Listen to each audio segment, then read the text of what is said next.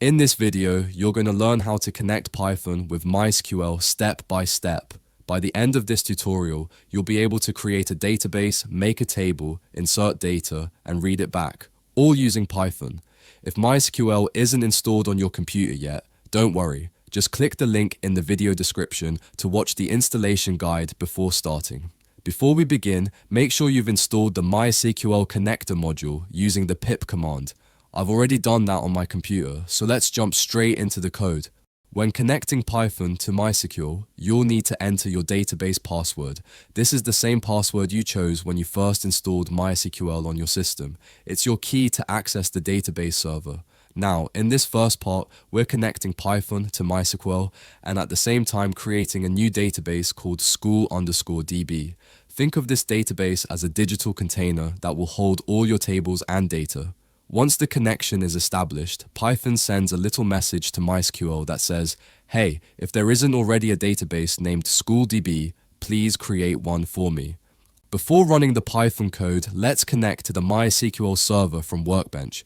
Log in using the password you set during installation. As I mentioned earlier, if MySQL isn't installed on your computer, check out the installation video link in the description. Right now, there isn't any database yet, so let's run the Python code to create one. The database has been created. Now let's check it from Workbench. I'm refreshing. Okay, the database is created, but there's no table yet. Next, we'll create a table inside that database. A table is like a sheet in Excel. It's made up of columns and rows. Each column represents a different piece of information, like a student's first name, last name, and age. Each row is one actual record, one student. After creating the table, we'll go back to MySQL Workbench again, refresh the database, and see our new table appear under school_db. That means our structure is ready, and it's time to fill it with data. Now comes one of the most exciting parts, inserting data. When you insert data, you're adding real content into your table.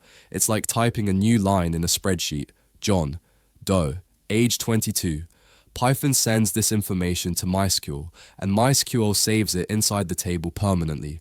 You can also insert multiple records, maybe Alice, Michael, or Sarah, and each one becomes a new row in your table. We successfully completed the insert operation.